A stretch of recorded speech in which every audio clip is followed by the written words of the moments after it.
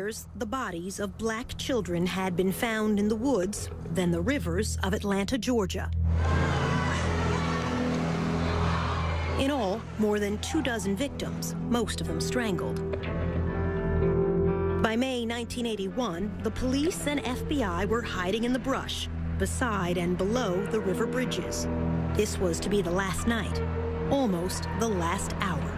I heard the splash.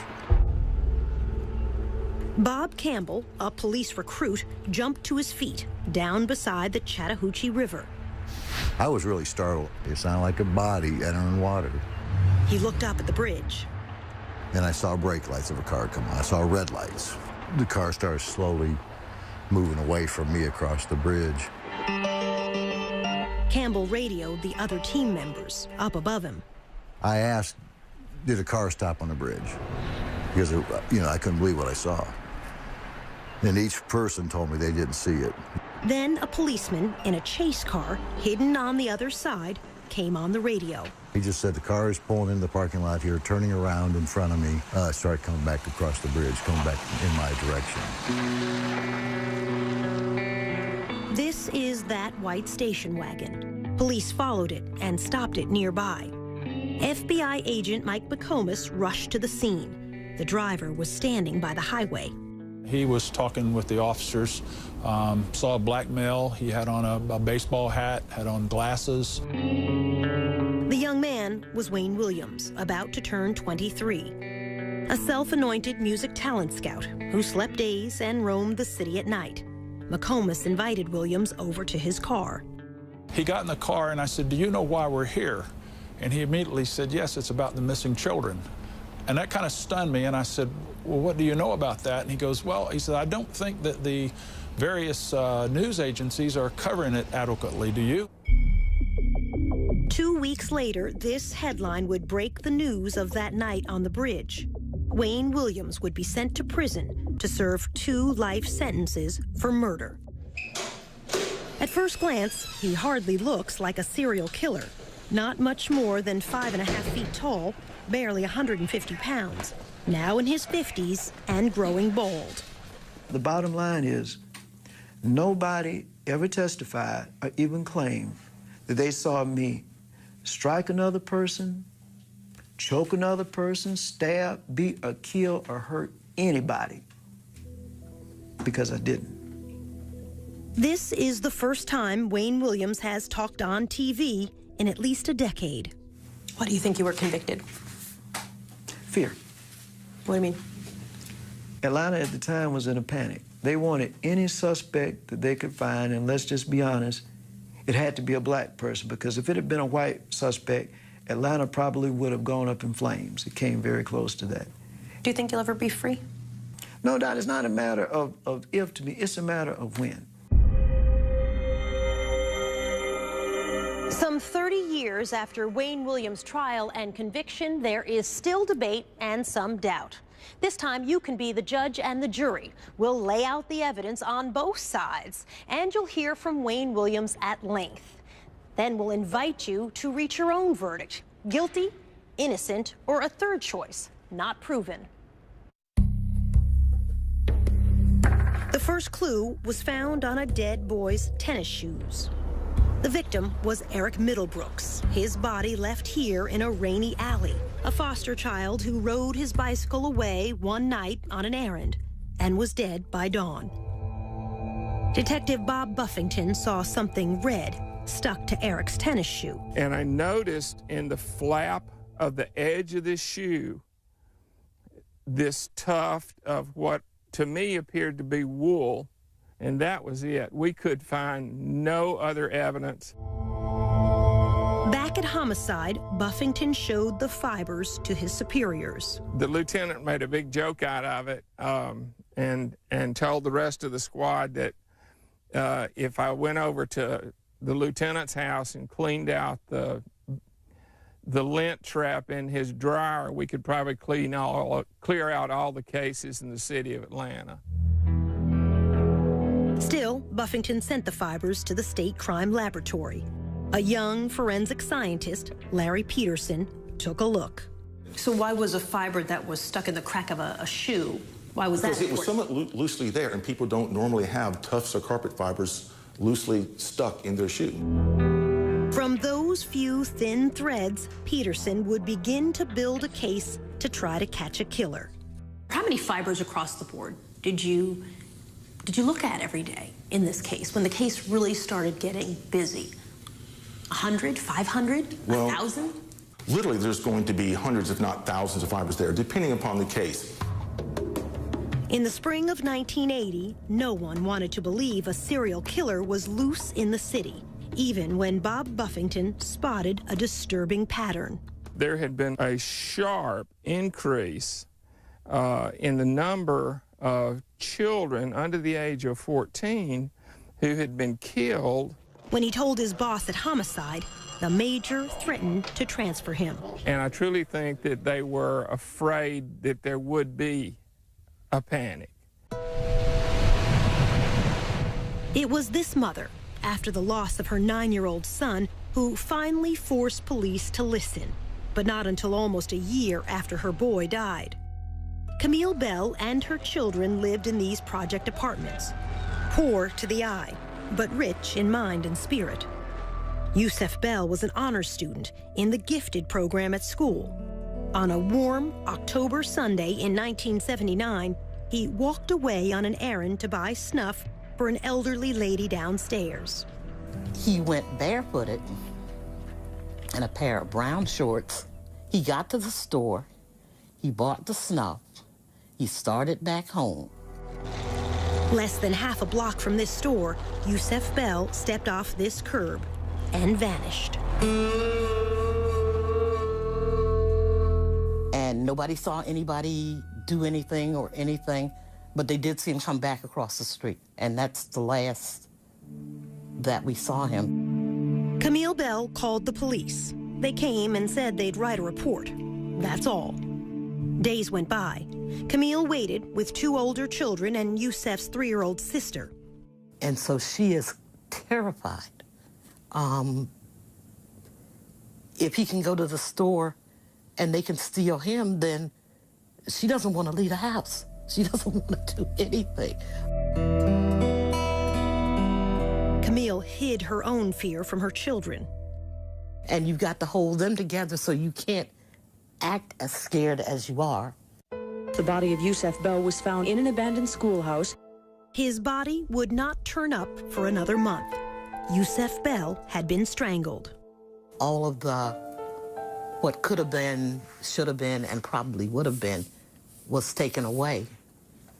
And we'll never know now because somebody decided that it was all right to just kill a little kid because they wanted to. For a long time, the 3-year-old would look for Yusef every time it was a foggy day. And we'd go out into the fog, and she would go as far as she could into the fog. And I'd say, come back here, and she'd say, I got to go find my brother. And she said, the clouds came down, so Yusef can come down. The child, her mother said, had confused the fog with heaven.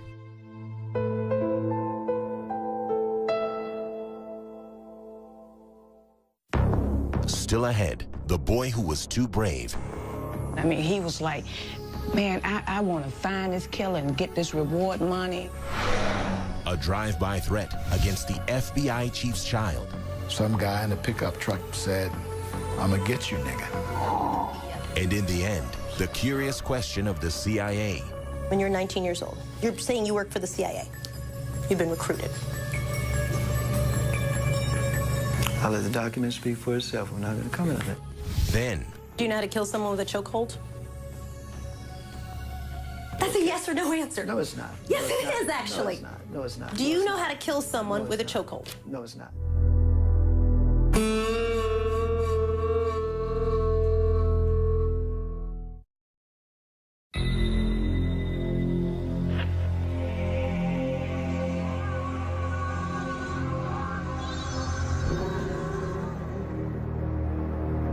In the spring of 1980, police were still reluctant to listen to Camille Bell.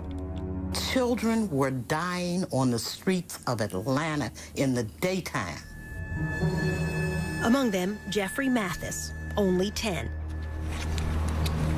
Like Yusef Bell, he walked down the street on an errand to this gas station to buy cigarettes for his mother. She never saw him again. What we had here was a predator, and what he was looking for was somebody who was cut off from the herd. And if you don't realize you're in trouble until you're in trouble, then you have no way of getting out.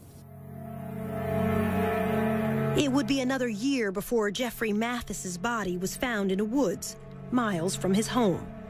His mother would join Camille Bell in forming a committee to confront the city's leaders. The reaction of the police was that we were overreacting and that there was no serial killer. Even though, by now, 6 black children were dead. 4 others were missing. Perhaps we were like distraught parents that really needed everyone's sympathy, but nobody needed to do anything. For years, it has been a dirty little secret among the press and the police. Deaths of blacks draw less attention than deaths of whites. Nobody cared. So you could have several killings go on, and if the people were poor, then no one discovered there was a serial killing. If you were black and poor, then really nobody looked, especially if you were black and poor and Southern. Police were slow to recognize these deaths were different. Many of the bodies were left in the woods, far from home, unlike most murder victims who are found where they fall. Unsolved murders of children is very rare. If a 9-year-old got killed, it was because somebody slapped him across the room, he hit his head, and he died. Police did not create a task force until a year after the first murders began. FBI profiler Roy Hazelwood came down to help. 3 detectives drove him around the city and turned into Jeffrey Mathis' neighborhood. As soon as we turned onto that street, everything stopped. The guy cutting the grass stopped. Guys playing dominoes on the porch stopped. I said, "What's going on?" I said, "Everything stopped." They said laughingly, "That's because we have a honky in the car." John Glover, who took over as FBI chief in Atlanta that summer, says that's why he and Hazelwood decided the killer had to be black. The killer is someone who is invisible in the black community. And who is invisible in the black community but another black person? Welcome Harris was one of the first task force detectives. He knew it had to be someone who went unnoticed. We felt like it was somebody who could come in the neighborhood and get these children and not draw attention to themselves. The question of which race struck a raw nerve. It had been only a dozen years since the murder of Dr. Martin Luther King. On the surface, Atlanta was a well-integrated city. Beneath the surface, it remained separate and unequal. My prayer and the prayer of everybody in there was we wanted the person to be black. And the reason why you wanted to be black, I knew what it would do to this town if it had been a white person or somebody else of another race. In the black community in the early 80s, a black serial killer was unheard of. All the classic serial killers were white, never black. Doesn't mean it didn't have one there. Today, black serial killers are not rare. In 2009, here in Cleveland, as well as in Milwaukee and Los Angeles, each time the accused serial killer turned out to be African American. Dr. Eric Hickey is a psychologist who keeps track of serial killers. Overall, in my study, 1 out of every 5 serial killers is African American. In the past, since 1995, over 40% are African American. We're finally saying, you know what, blacks do this too. There were whites who fed the fear in Atlanta. As FBI chief, John Glover had moved into this upper-class white neighborhood. His 12-year-old son was playing outside one afternoon. some guy in a pickup truck, he was out in the yard, in our side yard, we were on a corner, we lived in, had a corner lot, you know, said, "I'm gonna get you, nigga," as he was driving by. Kasim Reed, seen in these childhood photos, was only 10 when the first two bodies were found in the woods close to his home in the summer of 1979. My life did change. How so? Not out as late as you used to be, not able to ride your bike unaccompanied. In 2010, Reed would become the mayor of Atlanta. But back then, as the youngest boy in his family, his teenage brothers were his protectors. And I didn't move without my brothers for about a year.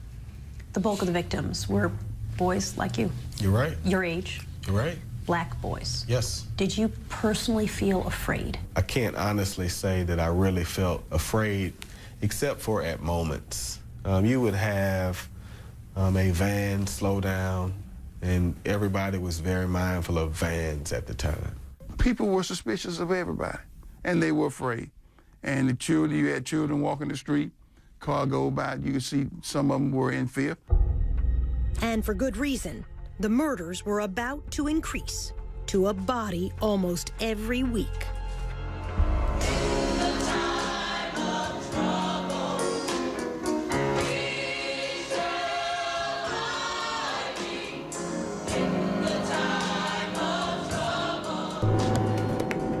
Coming up, a creature of the night. Being an ex-news reporter and all, you know, nighttime is me. That's the time I'm out most of the time. And a mystery within a mystery. He walked into the back of the studio and he had horrible scratches on his arms. And he said he had fallen into a bush.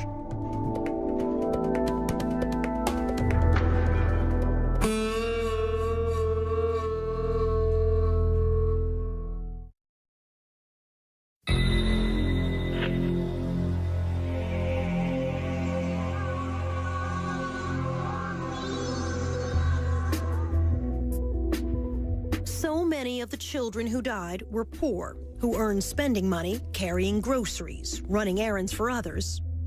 Or, like Luby Jeter, peddling car deodorizers outside this supermarket on New Year's weekend, 1981. His mother worried about his going off alone. He said he was a big boy. They had to catch him first. Luby was a good student, a sophomore in high school.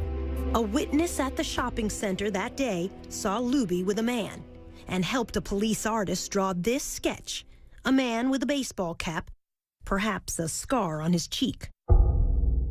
Luby never came home. I believe he'd been kidnapped. Police searched the woods around Atlanta. They did not find Luby. Instead, police found two other bodies. Young boys who had disappeared 10 miles and a month apart, yet both left here at the same dumping ground. The number of known dead, now 15. The unsolved murders of so many children had become front-page news around the nation and the world. This is the reward. The city announced a $100,000 reward, soon to grow to $500,000. The task force was swamped with sketches of suspects, none of them alike, many suggested by psychics. At the state crime lab, Larry Peterson was sifting through thousands of fibers: nylon, rayon, acrylic, acetate. Is it like looking multiple or smaller? It's like looking for multiple needles in multiple haystacks. Then, in January 1981, a breakthrough. Peterson realized they were seeing one green carpet fiber with a unique shape. This is a cross-section of that fiber, magnified many times. This particular fiber had two very, very large lobes and one short lobe. The lobes are the three ends of the boomerang shape. The shape was the most distinctive feature of the fiber. He showed me a slide taken from another carpet. This is a single tuft from the carpet, cut in cross-section. Yeah, I can't tell that's green. That's enough. Even putting the tiny fibers under the microscope didn't help me. How can you tell what color this is? Because in this green carpet, because of that light green, it looks very whitish. The color is seen microscopically is not going to be identical to what the overall carpet would be. Instead, an even more sophisticated microscope So let me just open this up. can separate colors to identify a specific fiber. We took another look. Oh, now you're talking. Now, Peterson knew what to look for. When I was looking at the fiber at first, I had no idea who had made it. I just knew it was very distinctive, and I would recognize it instantly. But he didn't know where to find it. Uэйн Uильямс was not yet on anyone's radar. He had freelanced as a TV cameraman who shot fires and overnight news. He told us, You know, I know the streets of Atlanta. I've been around a while. Being an ex-news reporter and all, you know, nighttime is me. That's the time I'm out most of the time. now almost 23, a wannabe music producer, he was trying to form a singing group modeled after the Jackson 5. In fact, the afternoon Lubie Jeter disappeared, Uильямs says this receipt shows he had an alibi, auditioning young singers from 4:30 to 8:30 that evening. The studio was a small demo studio. Kathy Andrews was co-owner of that studio. To my best recollection, he auditioned young kids for a group that never existed. They were roughly as young as 8 and as old, for the kids, they were as old as 11 or 12. Now living in another state, Kathy Andrews did not want her face shown because of what she saw on another day at her studio. At one point in time, when Wayne came for one of the sessions, he walked into the back of the studio and he had horrible scratches on his arms. Deep and painful, crisscrossing both arms. It was more this way and that way and that way and that way and that way and that way. And they were angry looking. And when I looked at him, the first words out of my mouth was, "Oh, Wayne, what happened? That looks awful." And he said he had fallen into a bush. 15-year-old Terry Pugh died late that January. His body dropped by the roadside in a rural county 20 miles from home. He had been strangled. His mother. Whoever killed him, he had a tussle with him because he had scratches all over. It gives me chills down my spine still. To this day, Kathy Andrews does not believe Wayne's explanation. He did not fall in a bush. It was, after you realized it, it was fairly obvious. I mean, and I don't know what else could have caused that kind of wound on his arm. The intervals between murders were shrinking. 19 days from Lubie Jeter's disappearance until Terry Pugh's death. Then 15 days until the next victim. Soon 13, then 11. And before long, a body a week. FBI profiler Roy Hazelwood says this is not unusual for serial killers. They come to believe that they, in fact, are almost immune to mistakes, if you will, and they can take greater risks because it's more exciting, and because they're so superior, they don't have to worry about the inferior police catching them. After a month, Lubie Jeter's body would be found in the woods. The boy left naked except for scraps of underwear. The medical examiner would testify Jeter apparently had been killed by, quote, a chokehold around the neck, a forearm across the neck. It's a question we'll have reason to ask Uэйн Uильямс by the end of all of this. It's actually a very simple question. Can you kill someone with a chokehold? And when you were 19 years old... You probably could under the right circumstances. I know for a fact I could not. When we return, the boy who wanted to catch a killer. The body was indeed another victim of Atlanta's child killer or killers. I just know right away it was his body. Oh, my God, Mom. And later, a failed lie detector test. It surprised him that he didn't beat that polygraph test. He was convinced he could beat a polygraph test.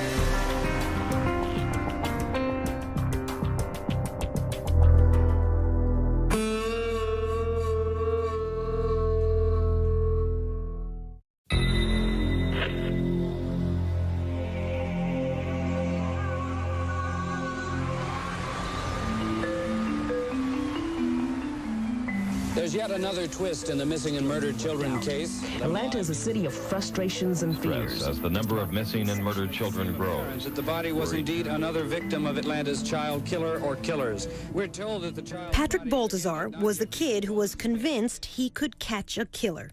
He was like, man, I want to find this killer and get this reward money, and I'm going to buy my mom a house, and I'm going to do this, and I'm going to find this killer.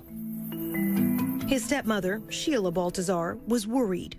For a 10, 11-year-old child to be talking like that was just like, wow, you know, where's his mind at? Patrick was a latchkey child, living unsupervised with an older brother in a project apartment near downtown. He was very streetwise. He stayed out late at night, often at the Omni Center, now the headquarters of CNN, but back then a hotel complex with an indoor skating rink and a game room for kids. And that's where he spent a lot of his time at the games arcade. Uэйn Uильямс was known to frequent the Omni, passing out these flyers as a talent scout to offer auditions to boys from age 11 on up. 15 kids are dead. 2 others are officially missing and listed as part... By early February 1981, more than a dozen young African-American boys had been found dead, many dumped in the woods around Atlanta. I was very fearful. My God. Sheila Baltazar pleaded to send Patrick back home to the rest of his family in rural Louisiana. If I had somewhere to send my son, I would have sent my son. One evening, a white man in a big car appeared to threaten Patrick and a small friend. The little boy said that Patrick said, man, that might be the killer. Patrick used a payphone to call police. He told them, a man was chasing me and my friend in a brown Cadillac. Well, actually, they thought it was a crank phone call. They didn't send a car out. This is a sketch the other boy provided to police after Patrick was dead. 2 weeks later, on February 6th, Patrick stopped by the restaurant where his father worked to ask for money, then walked back toward the Omni. He never made it home that night. I'm like, he didn't come home? Oh, my God. That was the first thing popped in my head. Missing. Murdered. Oh, my God. The Atlanta Missing Persons Bureau continued their hunt for this missing child. 11-year-old... One day seemed like it was a week. That was the longest search in the world. It was almost 2 p.m. when maintenance man Ishmael Strickland found the lifeless figure of a young black boy lying in some bushes. On the 7th day, a maintenance man spotted a body tossed down into the woods behind a parking lot at a suburban office complex. The bank was fairly steep. Medical examiner Joseph Burton had to hold on to a rope to get down to the scene. He had a ligature mark on his neck, like if somebody had a ligature and they were behind you or off to the side behind you and they close their hands or fists together and pull the ligature, basically. In other words, killed from behind. Most likely, yes. All right, let me place another sample on this side. State Crime Lab scientist Larry Peterson attended the autopsy. I can recall at one autopsy pulling a fiber off of one of the victims. It was a green carpet fiber, and mounted the sample on the slide, went over and looked under the microscope and went, it's the same one. You knew right away. I knew right then. And it became apparent that the body was indeed another victim of Atlanta's child killer or killers. Again, local television carried these pictures live from the crime scene. As it was studied, it became apparent it was one of the 3 children listed as missing. We're told that the child's body, again, had not... Sheila Baltazar got a call from her mother. She say, they found another body. She say, I really feel like this is Patrick's body here, you know.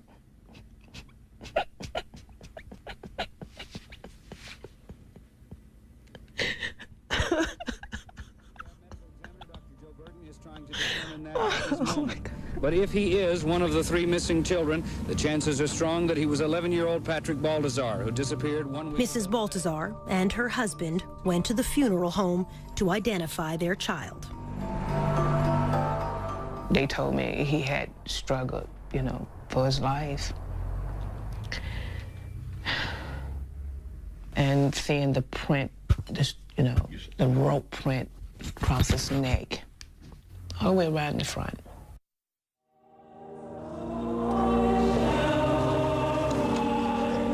At Patrick Baltazar's funeral, she would insist on an open casket. I just wanted the world to see that this child could have been anybody's child.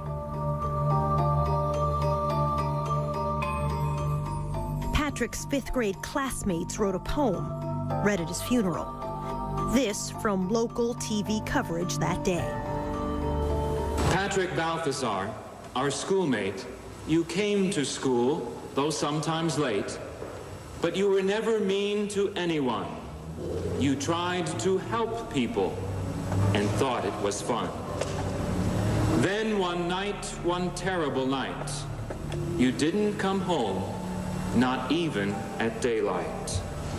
Something's happened to that boy, the people said. Patrick is missing. Is Patrick dead?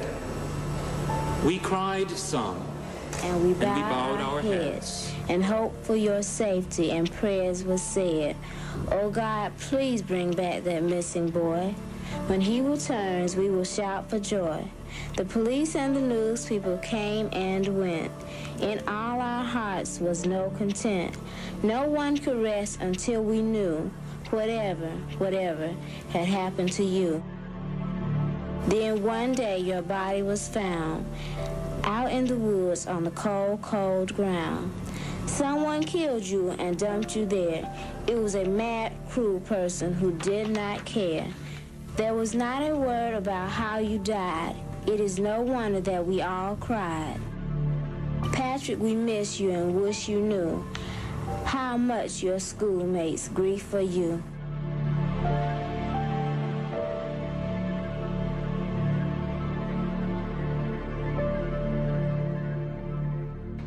Just ahead, the Klan under suspicion. It was an entire family of brothers that were involved in the Klan. And then a disappearing nylon cord. Could have been the murder weapon, as far as I know.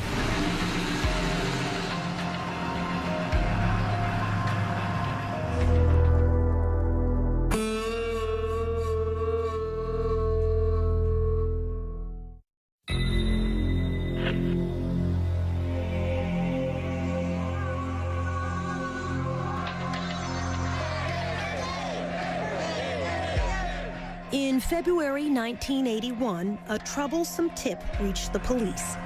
A man involved in the Ku Klux Klan could be Atlanta's serial killer. Atlanta was about to explode, and here was information potentially that the Klan could have been doing this. Bob Ingram with the GBI, Georgia's Bureau of Investigation, got the case. It was an entire family of brothers that were involved in the Klan that were the focus of this particular intelligence information. An informant said one brother had threatened Luby Jeter, the child found dead only weeks before. The Klan associate lived here on a dead-end street in the railroad town of Mountain View, on the outskirts of Atlanta. We're tapping telephones. We heard a lot of rhetoric. We heard a lot of racial slurs. On one wiretap, the detectives heard this said, "Go find you another little kid." The GBI followed the four brothers for almost 2 months. These family members were under surveillance at that time, physical surveillance, where we had an eyeball on them. In those 2 months, 6 more black youths would disappear and die. Detectives saw nothing to link the Klan to them. If somebody was in there with a van or 2 or 3 men who, you know, to grab somebody and dump them in the back of a van, people would have noticed if they were white. The brothers were called in. They took lie detector tests and passed. They were polygraphed and cleared as to their involvement in the killing of Atlanta's children. Clearing the Klan didn't stop the murders. JoJo Bell was one of the victims who vanished during the surveillance. He used to hang out at this seafood carryout place. Manager Richard Harp. You come here and do anything, I'll give him $1 or $2. Just long enough he get money to go to show or get money to buy stuff at the store or something like that. JoJo Bell, unrelated to Yusef Bell, came by Captain Pegg's one last time. About 3:30, 4 o'clock Monday, he came by and stuck his head in the door. He said, "Richard, I'm going to shoot basketball. I'll see you later." Throwed his hand up, went on up to speak. To a schoolyard basketball court like this.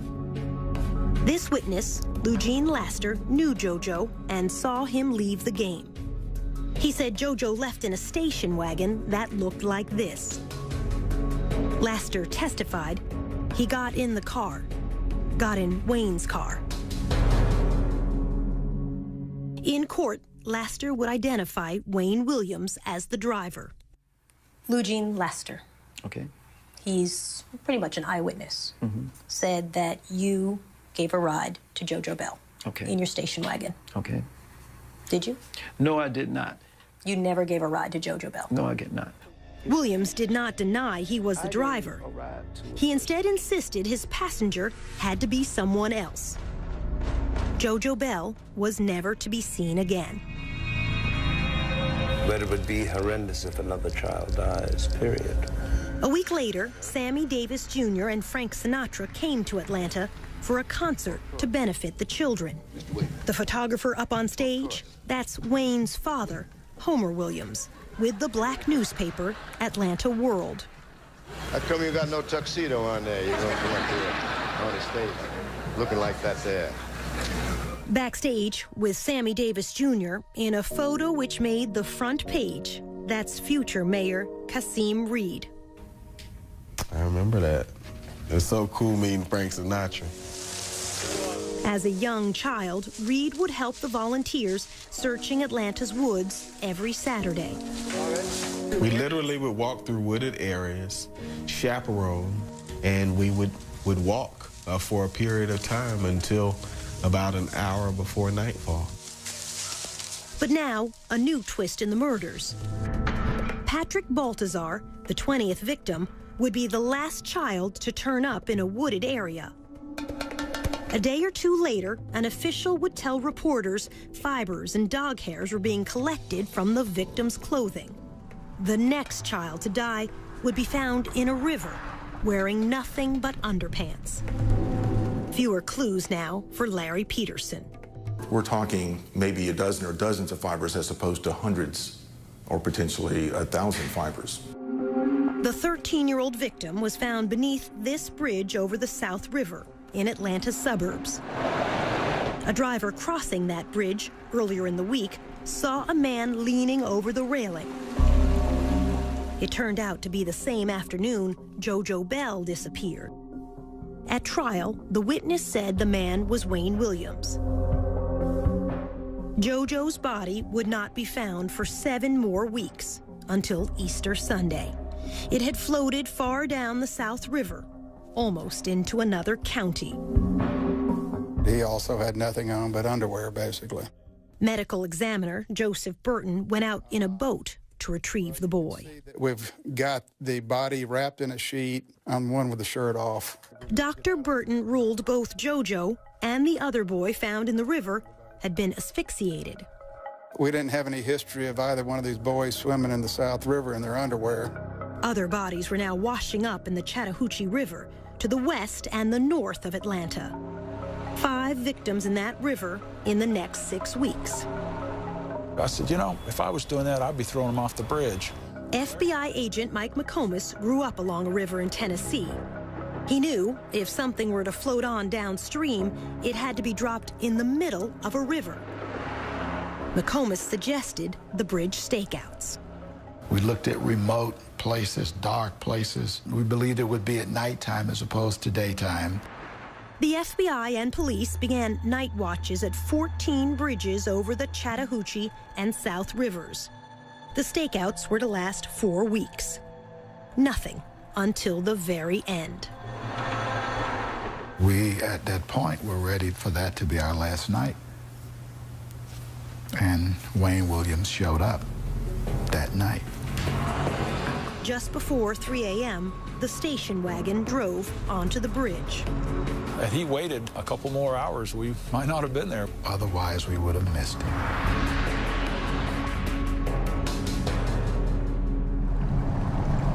Next, the night on the bridge. You said, I know this is about those boys, isn't Correct. it? Mm-hmm. That's what I said. Pretty damning statement, don't you think?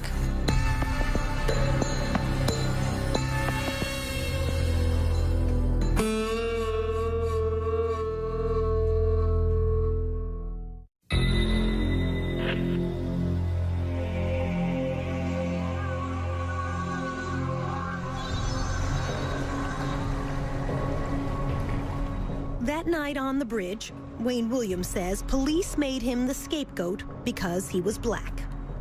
Soledad, when this case happened, if those police had arrested a white man, Atlanta would have erupted, as well as several major cities. You possibly would have had another race war. No, said the FBI chief.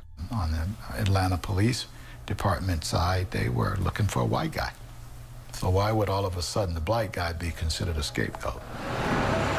Williams disputes almost everything police witnesses said about that night. What happened that night on the bridge? Okay, in the first place, and I'm not being facetious, but nothing happened on the bridge. That's the whole misconception. As he tells it, there was no splash. He never stopped and didn't turn around. So you never stopped on the bridge? No, I didn't. You didn't throw trash? No. You didn't throw anything? No, I did not. You didn't throw a body? Definitely not a body, no. His story. I crossed the bridge. I turned off briefly after I crossed the bridge at what I called a liquor store. Williams said he pulled into the parking lot only to look up the phone number of a singer he was trying to locate at that hour. I turned back on the highway. I went to a Starving Marvin store. I used the telephone, and I came back. The call didn't go through. I got some recording, this number's not in service, and I said, well, this is a prank.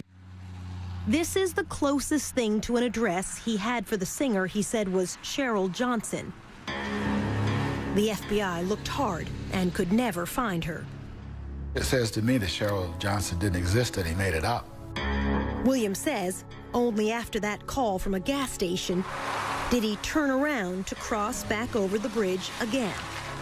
Police would stop him moments later. You said, I know this is about those boys, isn't it? Correct. Mm-hmm. That's what I said. Pretty damning statement, don't you think?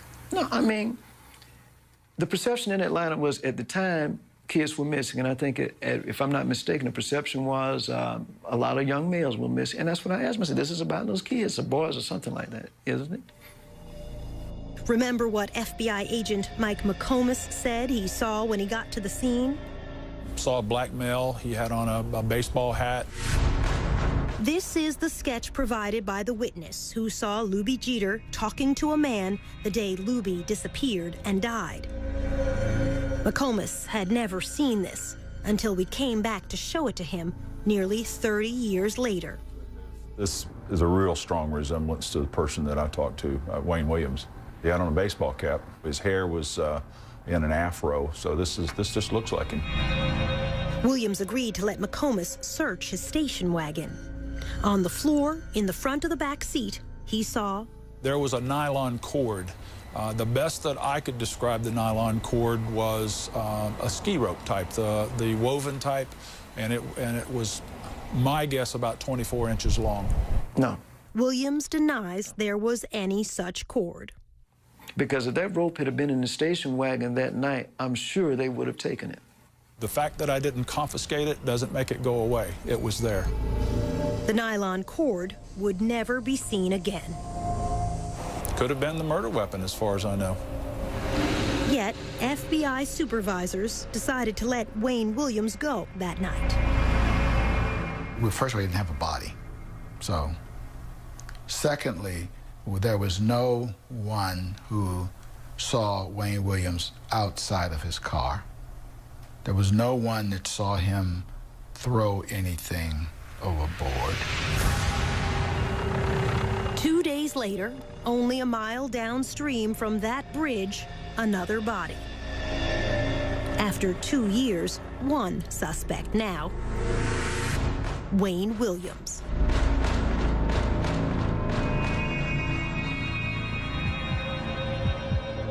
When we come back, the lie detector test.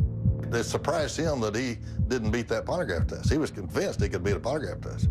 I said some reaction like, I'll be darned, you're the guy we've been looking for 2 years.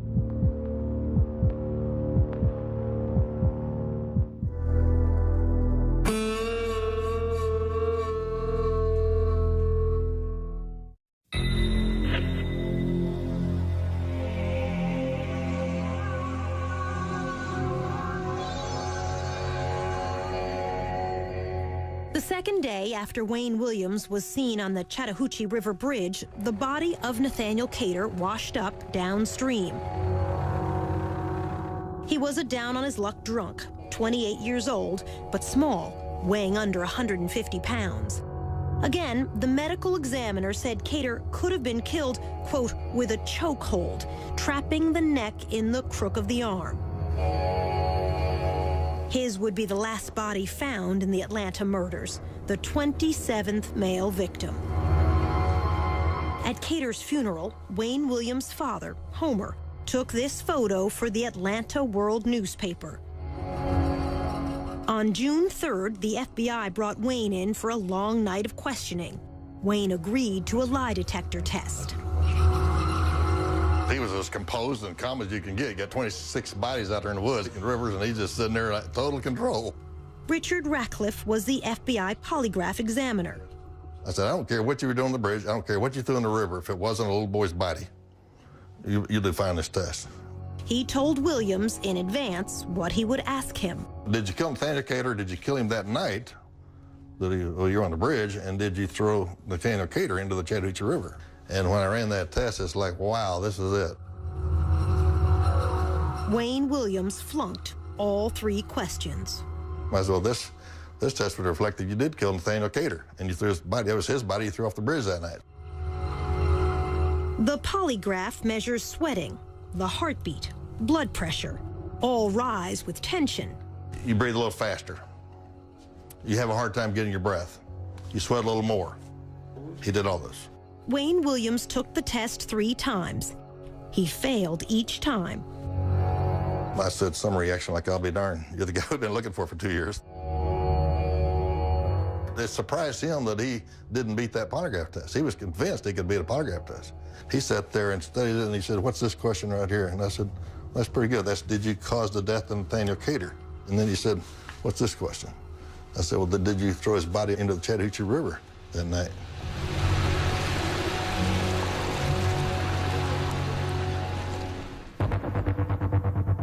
With the media waiting outside the FBI, the mayor's spokesman, Angelo Fuster, was called in to handle the press. And in comes Homer Uильямs.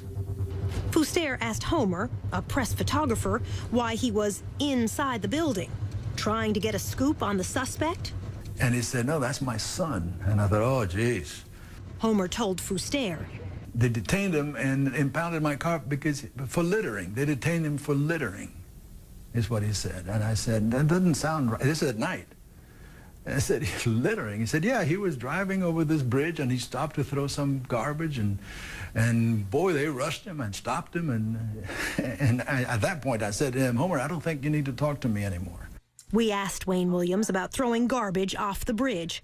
He denied his father ever said that. Your father said you stopped to get rid of some trash. No, my father never said that. I never said that, and my father never said it. While father and son were inside the FBI, evidence technicians were combing the Uильямs home. The FBI's top fiber expert, Harold Dedman, led the search. In Uэйn's bedroom, he took clippings from a purple bedspread and from a yellow blanket. The yellow blanket was located under Uэйn Uильямs' bed. On the floor, a green carpet. This is a blow-up of those carpet fibers. They're the only company to produce a fiber like this. But Larry Peterson was still in the dark. I had no idea there was a bridge incident. He had been called to the FBI office to help search this station wagon, but not told why. Then he spotted FBI techs returning from their search, and so he went out to the home to snip fibers for himself. Saw the green carpet. Did you feel this is it? You know, I really didn't.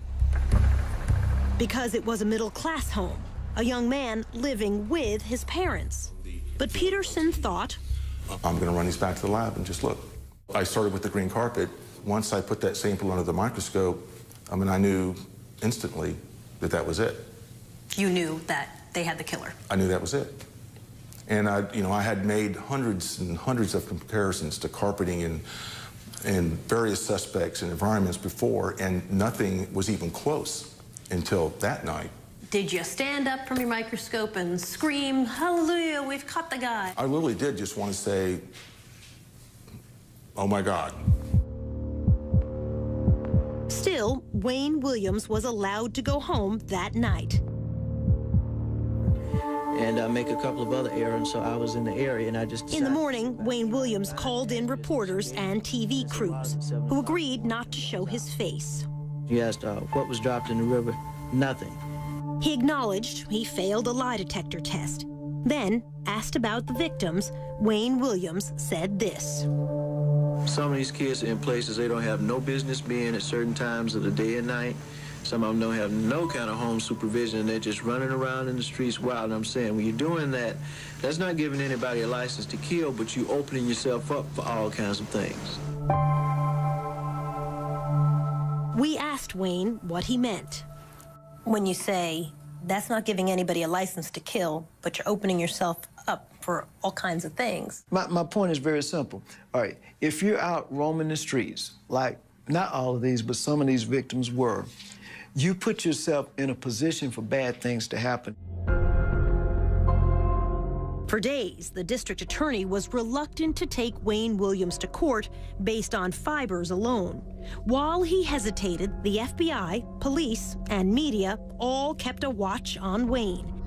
In this parking lot one day, he showed an angry face to a CNN camera crew. Well, hey, I'm telling you to quit following me, because I'm saying at this point you're following me and you're on private property. And if I were you, I'd get the hell off. Finally, on Father's Day evening, 1981, detectives arrived to arrest Uэйn Uильямs for the murder of Nathaniel Cater. Once he disappeared in the back of this police car, Uильямs would never be free again, to this day.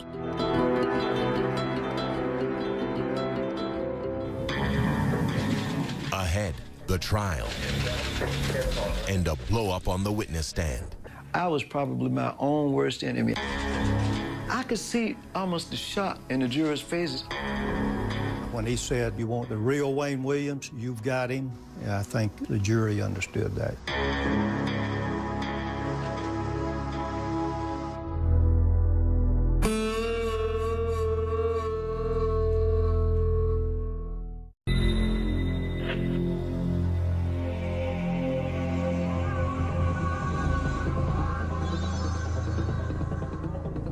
Uэйn Uильямs would go on trial at the start of 1982.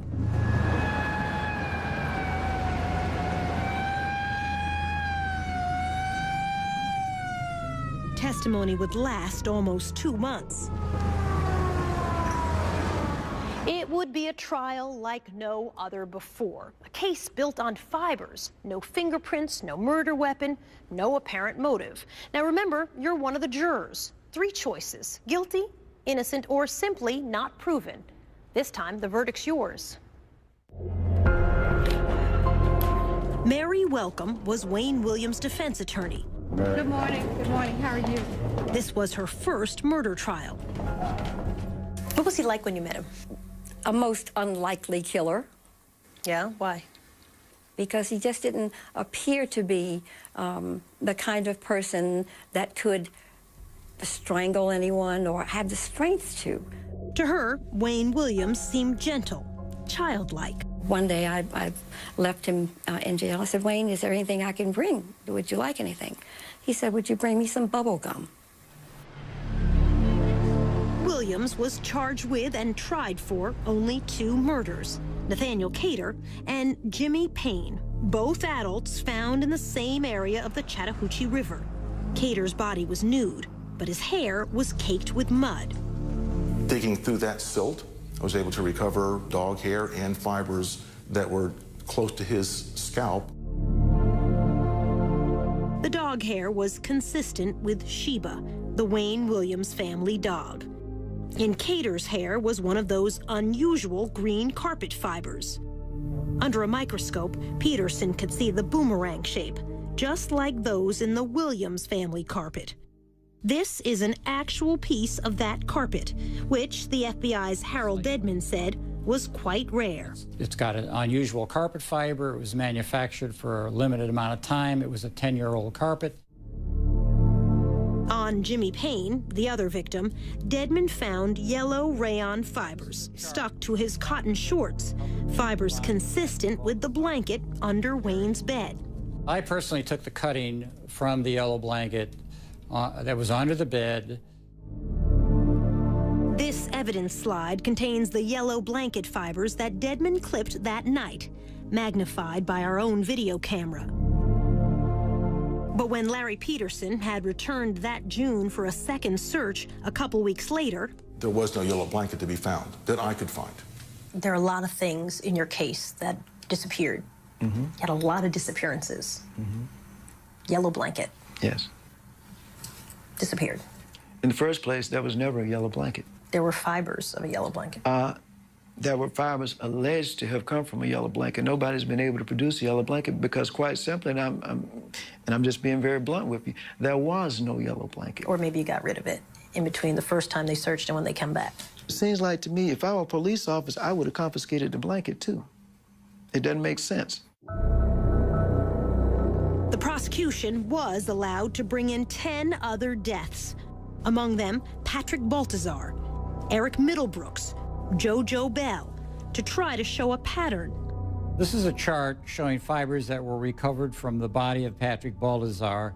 Fibers consistent with that blanket, with Uэйн Uильямs' bedspread, the green carpet, hair from Wayne's dog, plus a leather jacket. The jacket was, as I recall, was hanging in his closet. And, Dedman told the jury, 2 human hairs were found inside Patrick Baltazar's shirt. These 2 hairs were consistent with originating from Williams. Then there was Eric Middlebrooks, and the fibers stuck to his tennis shoe. This is a blow-up of those red fibers. The same kind were in a car Williams was driving that year. This puts Middlebrooks both in the interior and of the 79 Ford and the trunk of the 79 Ford. Did you ever meet any of the young men who were victims? No, I did not. Never met them once? No. Not once? No. It's incalculable, the odds that that they were not in contact with him in his environment. The fiber evidence is your biggest obstacle. That fiber evidence may well have been manipulated in this case, point blank and simple. Simply because they had a suspect, it was Wayne, and that manipulation no doubt has continued even after my trial and up until this point. There were just too many fibers placed on too many bodies. Mike Derham, in blue, seen here the night of the verdict, was one of the jurors. What would the chances be of finding the same, all of these fibers? The chances would be just astronomical. This witness, Robert Henry, did place Williams with the very last victim, Nathaniel Cater. Henry worked with Cater. He said he saw him leaving this theater with Uэйн Uильямс on the night of the bridge incident. Henry has no doubt, even today, about what he saw. We were holding hands, you know, like male and female. Well, if you were holding hands with one of my co-workers and both of you are males, what am I supposed to do? Turn my head? What's up, people? The next time I saw him, he was in the courtroom. When Uэйn Uильямs took the stand, he swore he never met Nathaniel Cater. On the evening Henry said he saw them, Wayne testified he was home, sick and asleep in bed. His mother and father, now deceased, backed him up. Homer Williams said he had the white station wagon until almost midnight. Under cross-examination, in his third day on the stand, Uэйн Uильямс blew up at prosecutor Jack Mallard. That morning, he was a complete different person. Immediately, he started attacking. He came out of the chute like a bull. When he said, you want the real Uэйn Uильямs, you've got him, I think all of us, the jury, understood that, yeah. I was probably my own worst enemy. I was an arrogant, bus-headed idiot at the time, and I played right into these people's hands. I could see almost the shock in the jurors' faces if they said, my God, is this the same Uэйn that was up here yesterday? I could see that. Patrick Baltazar's stepmother was watching in court that day. I'm like, this man gotta be crazy. This man, I mean, it's like he's saying, you know, yeah, I killed him, but you better prove it. You know, can you prove it? He was doing everything he can to outsmart everybody. And it was like, I did it, but can you prove I did it? Camille Bell, Yusef's mother, believed Uэйn to be innocent. She feels that last day on the witness stand convicted him. And then when he flared off, then they were ready to say, well, okay, so he does have fire. When you got angry with the prosecutor, you said, you're a drop shot. I called him a drop shot. What's a drop shot? What's that mean? Quite simply, in our vernacular, a drop shot is a guy who's not worth much of anything. You know, just drop him and shoot him and get him out of the way. In other words, you're useless. We reminded Uэйn that he also called poor black children on the streets the same thing, drop shots. That does not make me a murderer simply because I said somebody is a drop shot or because I called him a drop shot. That does not make Uэйn Uильямs a murderer because I say somebody is a street urchin. You know, come on, we're talking about murder. The fact is, I didn't kill anybody. The jury didn't come back until late the second evening. The verdict, guilty, on both counts of murdering the two adults, Cater and Payne. Uэйn Uильямs was sentenced to serve 2 life terms. People only wanted to look at the negative side because they wanted in their heart for this case to be over and for Uэйn to be the Atlanta monster. They wanted closure at any cost. Leaving court, Homer Williams walked by the prosecutor's table. He looked at us and called us sons of bitches. Still to come, no verdict in the deaths of any of the children. Even if it takes 30 trials, I don't care. You know, prove it.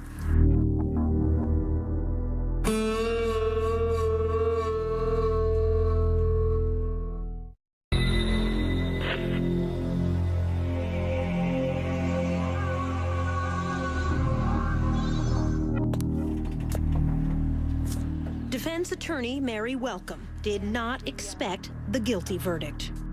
I was crestfallen. So why do you think the jury convicted him? Because he might have been guilty. Because he might have been. During the trial, medical examiner Robert Stivers told the jury there had been very few strangulations of black males in the years before these murders began, and none at all with bodies left in rivers or by the roadside since that night Uэйn Uильямs was stopped leaving this bridge. They were convinced that the crimes had stopped because Uэйn had been arrested. And I think what happened is people stopped looking and stopped counting. Murders have continued in Atlanta. Shootings of black men, stabbings of black women, but not strangulations like before. Not black youths dumped far from where they were killed. Detective Welcome Harris would stay on the police force another 25 years. We asked him how many more children were killed the way they were in the 80s. None that I can recall. None that I can recall. Uэйn Uильямs' appeals would drag on for years. He almost won the first one.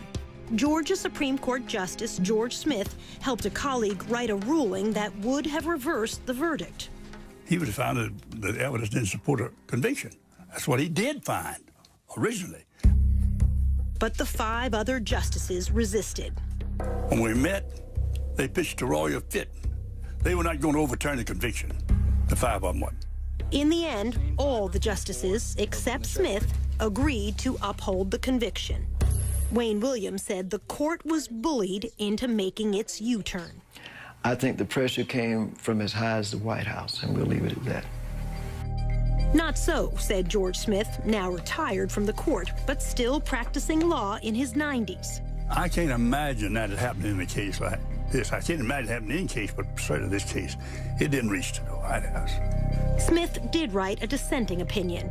He said the fiber evidence fell short of scientific certainty, and the prosecution should not have been allowed to use the so-called pattern evidence on 10 other murders. I said the only similarity in the crimes in this case is the fact that all of them were dead. Smith was denounced on the floor of the Georgia legislature. I was an N lover. You know what the N stands for. Mary Welcome agreed when Justice Smith wrote the defense attorneys were ineffective. We were rendered ineffective. We were rendered incompetent because of the lack of funds, lack of time, and the lack of resources. Absolutely. Things did go wrong in the trial that should not have. An ambulance driver suggested an explosive motive for Uэйn Uильямс. This from CNN's report at the time. Bobby Tolan said Williams asked him once, had he ever considered how many blacks could be eliminated by killing one nigger child?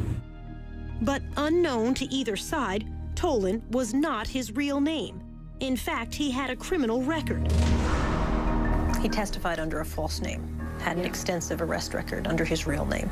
I'm not sure that we knew all of that at the time, or it was disclosed to us.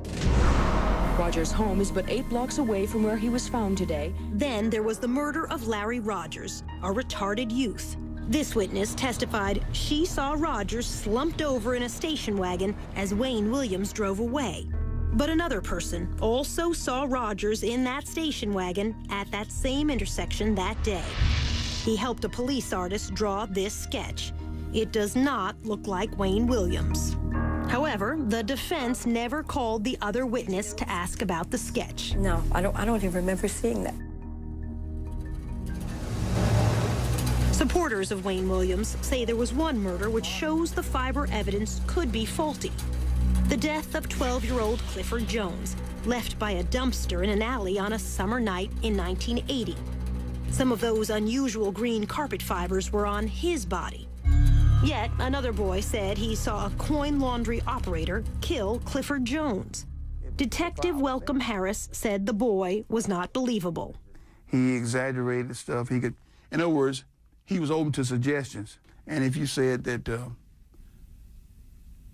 Mickey Mouse was up there, and if he sensed that you wanted him to say that, he said, yeah. Uэйn supporters point out the laundry manager failed 2 police lie detector tests, but few are aware of a 3rd test given by the FBI examiner, Richard Ratcliffe. The result? In layman's terms, he passed. He wasn't involved in killing Jones.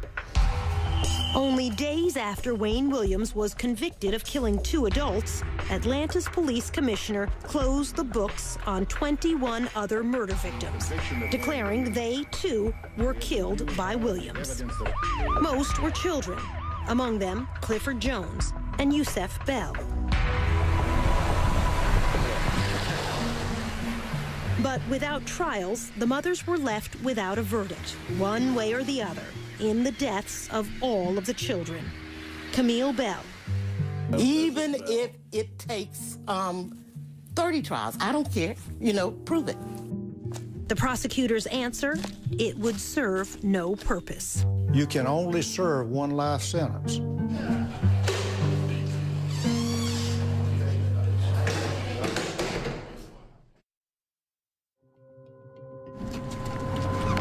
Just ahead, a new alibi that backfires. He was out that night, no question in my mind. He was not at home. He was out and about. And after all these years, new DNA evidence. Then it probably would exclude 98% or so of the people in the world.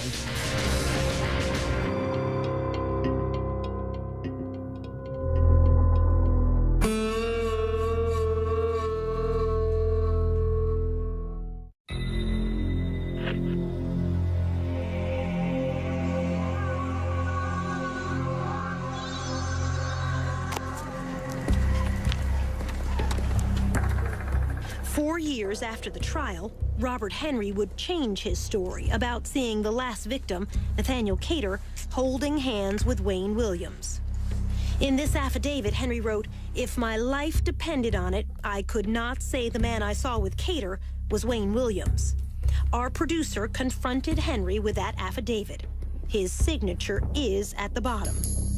Yes, that's my handwriting. Whose words are those? They're not mine. Whose words are they? I'd rather not say. In the summer of 1986, Henry was in prison here when, he said, an associate of Uэйn Uильямс came to see him and told him what to write. When you said, "I could not ID the face of Uэйn Uильямs as the man I saw with Nathaniel Cater," are those your words? Those are words I was told to say. By? I'd rather not say. It might cause a problem. Could you ID the face of Uэйn Uильямs? The person I saw holding Nathaniel Cater's hand was Uэйn Uильямs, the man that was convicted of it. In fact, Henry had passed a lie detector test before he took the witness stand. When his visitor came to see him, Henry was serving 5 years for sex crimes. His false affidavit was used in court appeals.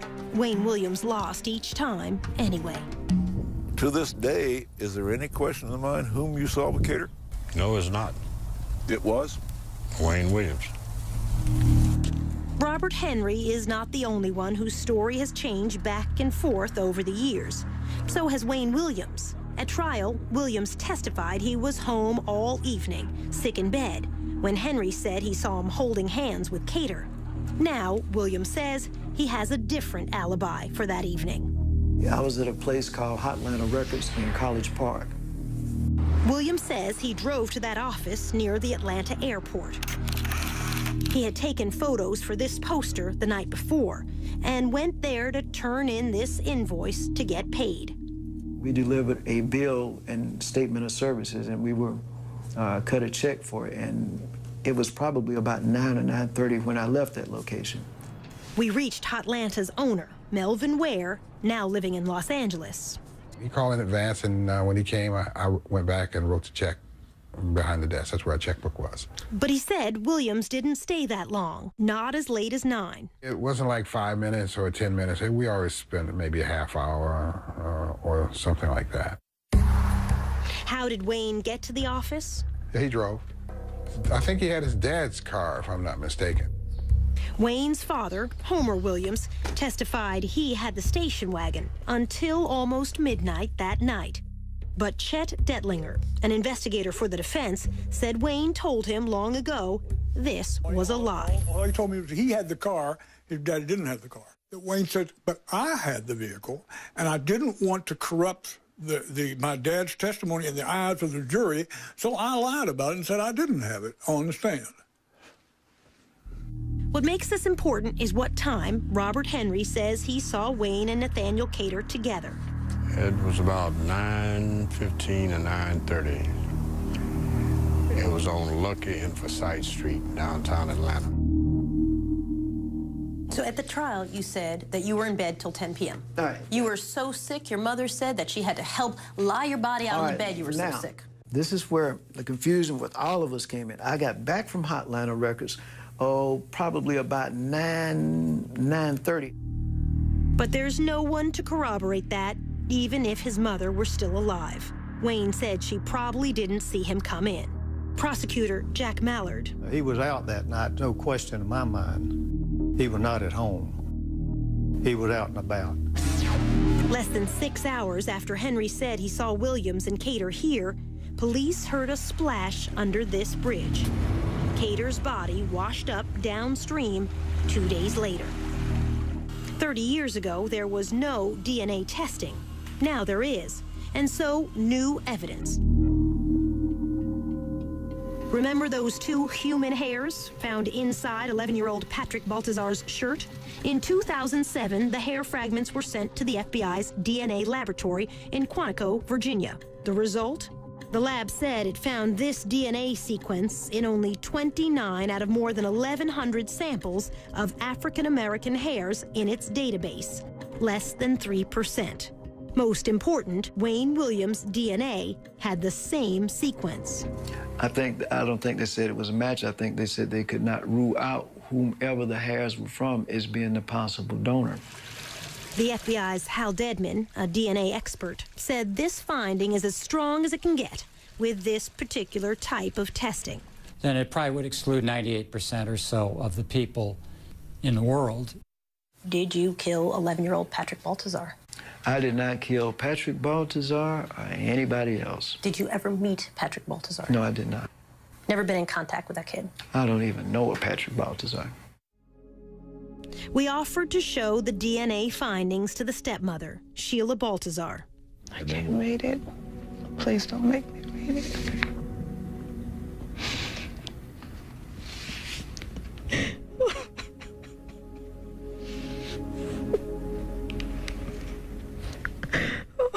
Oh my God. So we told her what the FBI report said. Wayne Williams cannot be excluded as the source of those two hairs. She listened. Then this. Without a shadow of a doubt, I really in my heart believe that Wayne Williams killed Patrick Baltazar.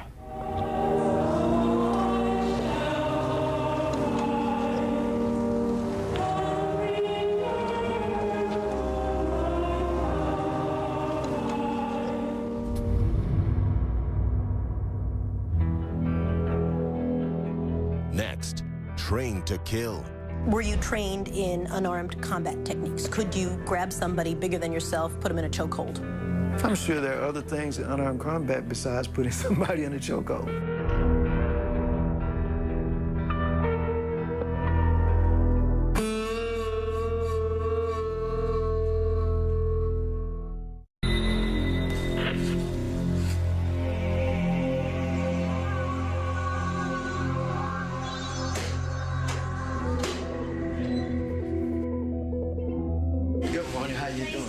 When we returned to prison for our final interview with Wayne Williams, we had one question he was not expecting. What Wayne had written about being recruited for espionage training as a teenager. At a secret government camp hidden in the woods near this North Georgia lake, where he was given what could amount to a license to kill. It's called Finding Myself. What's Finding Myself? It reads like an autobiography. Go ahead, I'm still trying to see. It's a account of your CIA training. We're not going to get into that. Why not? We're not going to get into that. I got a copy of it. Yeah, but we're not going to get into that. Why not? You're just simply not going to get into that. By his account, Wayne was fresh out of high school, just 18 years old, when he was approached by an associate of an old World War II spy living in the Atlanta area and was initiated into a secret world. You're not going to answer a single question on this? No, ma'am.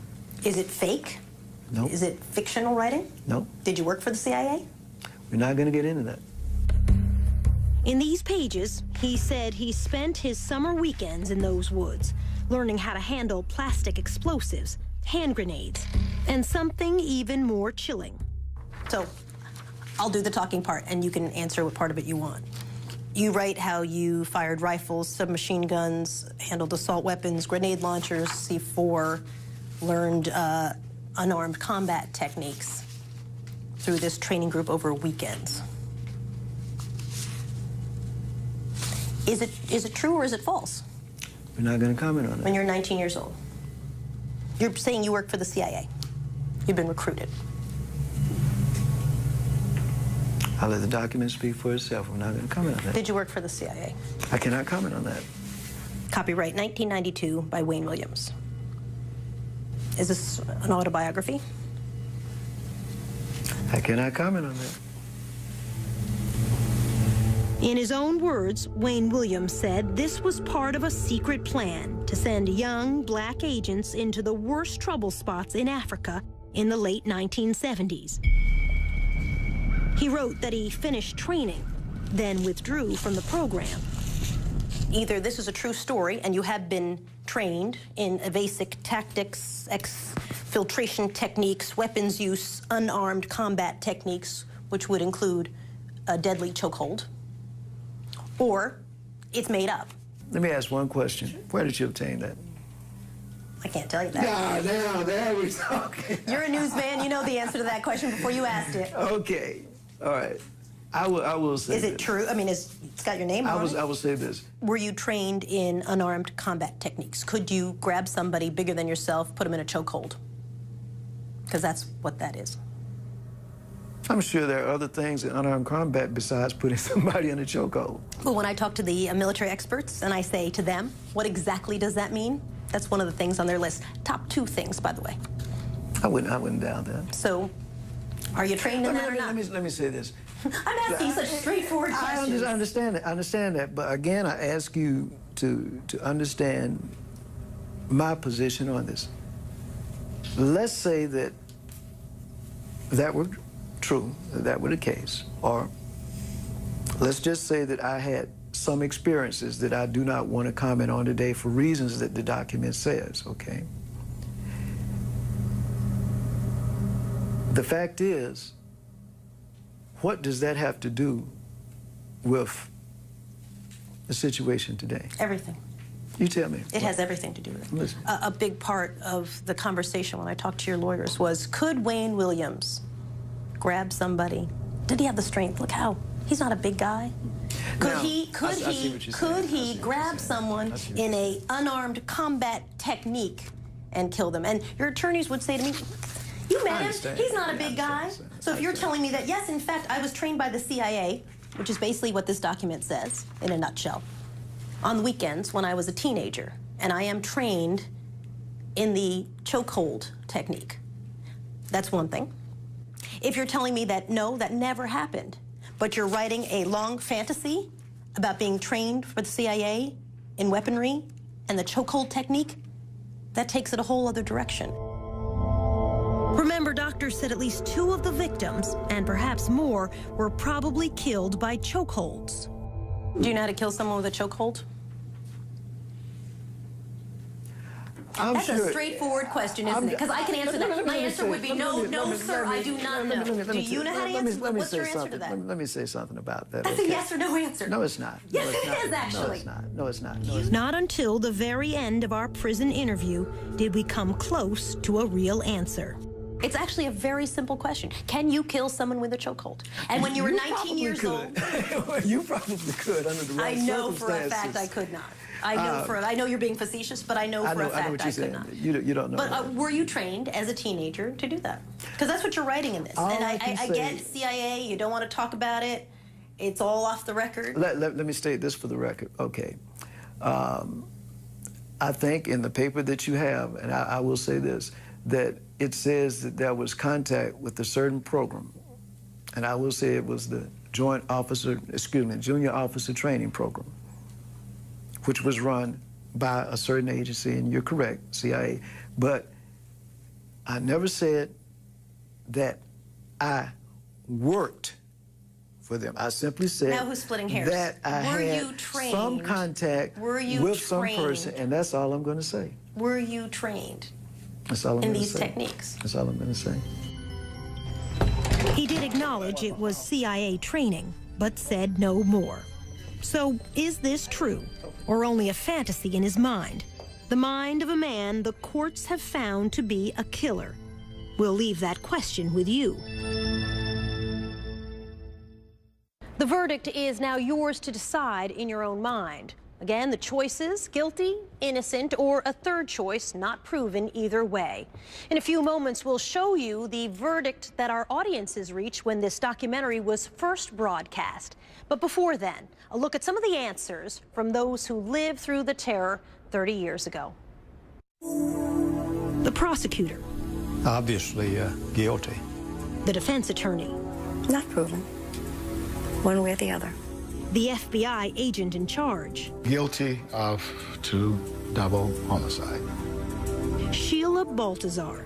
He could have killed all of them. The Supreme Court Justice. Not proven. The witness. Guilty. Camille Bell. Innocent but stupid. That first task force detective. No maybes, ifs, guilty. The right man for those homicides is in jail.